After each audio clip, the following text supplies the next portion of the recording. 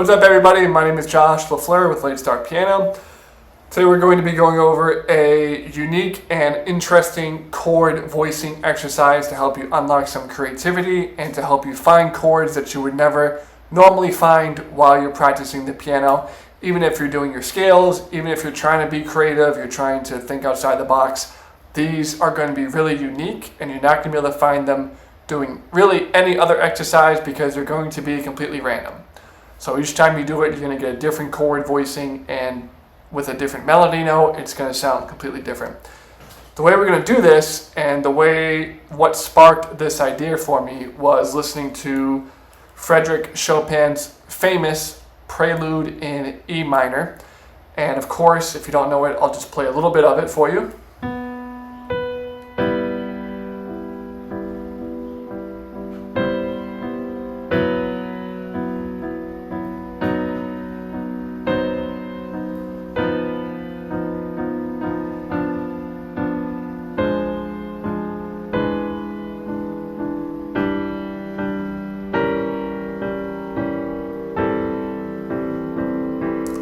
And that's just a little bit, and we'll stop there.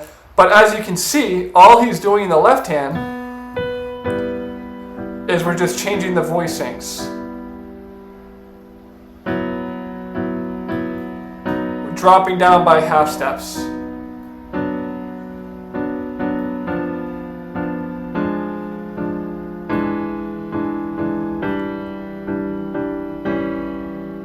All of those are pretty much dropping down by half steps. There's a couple of exceptions there later on in the piece where he might move 2 notes at a time, down a whole step or something like that. But all that beginning piece what we just played,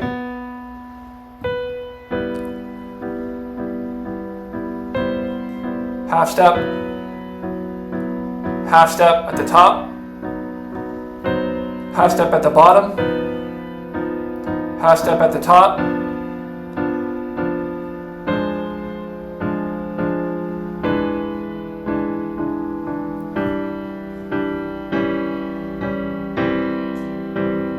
right? For the most part, every single one of those, he's just moving one of those voicings down a half step. One of those voicings. We started in E minor, first inversion. Then he goes down, he plays this F sharp, D flat,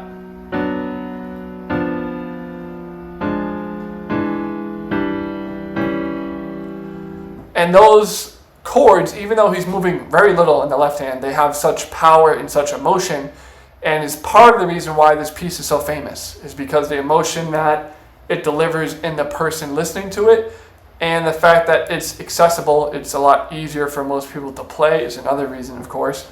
But that's the brilliance that you can achieve when you really have a mastery level of chord voicings, okay? When you understand the chord voicings, you can just move literally one half step at a time.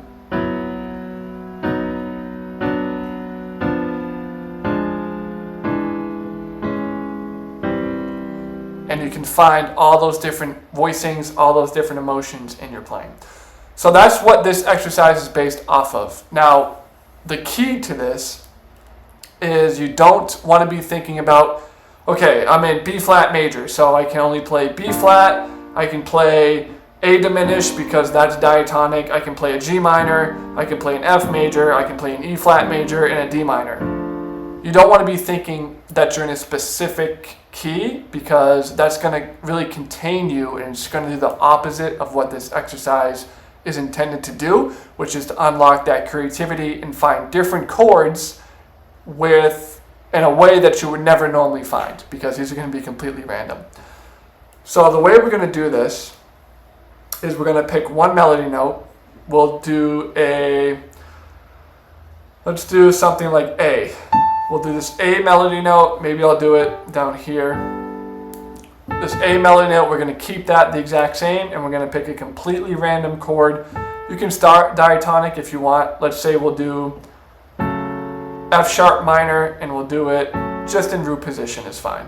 So I have the F sharp minor or G flat minor in the left hand, and then we're going to keep this melody note. And the one rule is that you can only move one voicing at a time in the left hand, one voicing at a time, and you can only go by a half step each time. So this is completely random. This isn't scripted or anything like that. So we're just going to figure out what sounds good, what doesn't sound good, and go from there. So we'll just do this. Start on the correct chord here. And then we'll just take the top note and go down. Okay? Then the bottom note. Okay? Bottom note again. Middle note. Top note.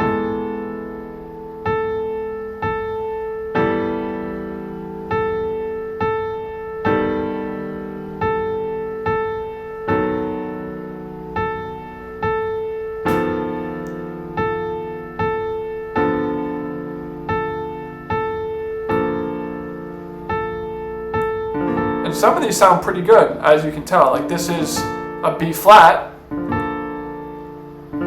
This is a B flat chord in first inversion with an A. So if you were in, you know, that would be diatonic to B flat. But some of those other ones we played before, they weren't diatonic. So let's see if I can try to recreate that. Like this is cool. This is an A, F, A, and C sharp. So this is like a F augmented chord with an A. That sounds pretty interesting. And that's just one note difference, right? And already that sounds pretty cool. Then I think we did the top note. Okay, so F, then the bottom. E, A, C, okay? Drop the middle note.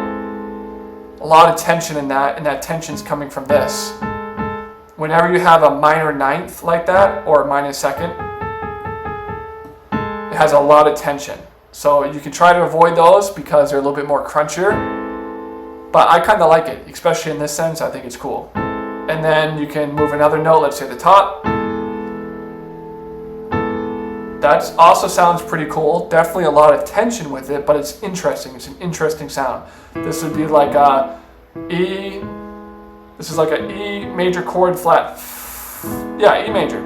E major chord with the A. And of course, if you were in B flat, it would normally be an E flat, right? So you probably wouldn't play an E natural. Especially if you're in B flat, because now you're playing a B natural and an E natural. And in B flat, both of these are normally flattened. So we play an E natural. I think we play the A flat, which also isn't in the key of B flat, and then a B natural, which isn't in the key of B flat. But you have a really cool voicing. Then you can go down again. Then again. A lot of tension now building up.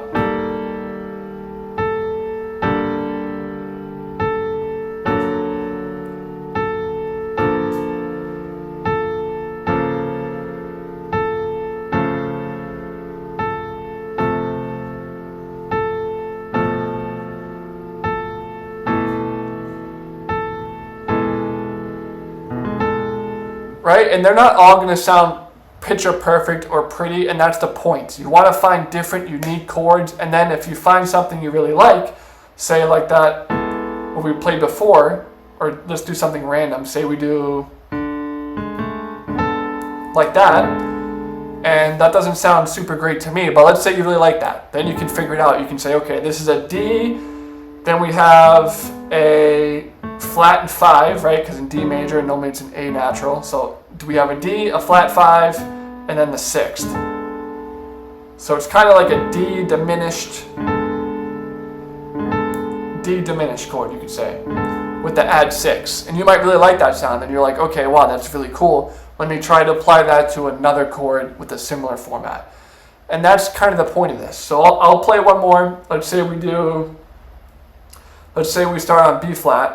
And you can go up as well. So in that example, I went down the whole time in the left hand, but you can go up as well. It's a little bit more difficult if you try to ascend versus descend, but it is possible. So I'll try to throw in a couple of examples of me doing that as well. So for the left hand, we'll do, we'll start off with a D flat major. So D flat major in first inversion, and then we'll play a B flat will be our melody note that we keep the same. Okay, so let's do this. We'll go up with the middle note. Okay, how about up with the top note? Down.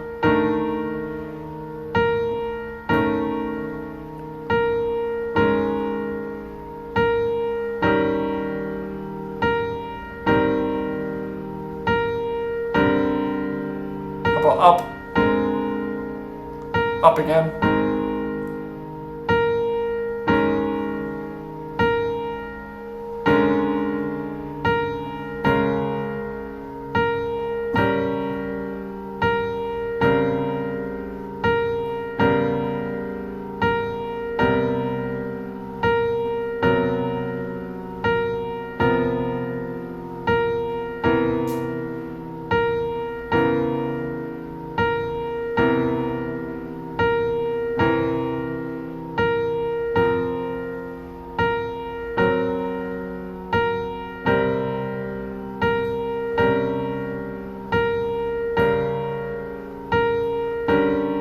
Right, and I think you get the picture right now. As you can see, going up doesn't sound as good as easily as going down.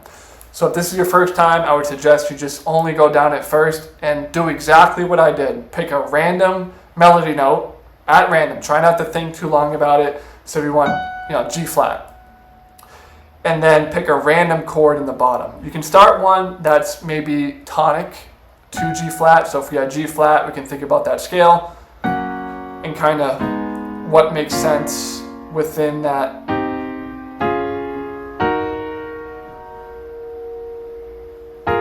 Within that specific scale, when those are all the tonic chords. So let's say we're in G flat, and we can start off by playing, an A flat minor in root position, and then just go for it.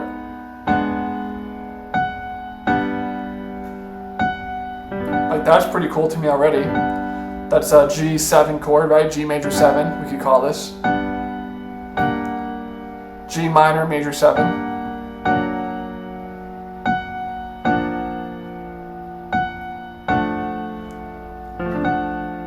That's also very interesting. This is like a F add 6 with the F sharp.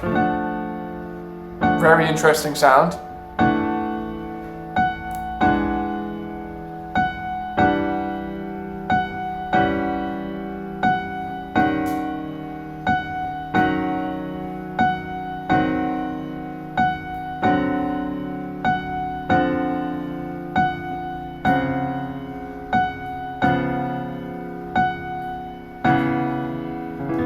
Another very interesting sound. I like that a lot. It's like a D flat minor. We can say with that minor 6th and then the 4 up top.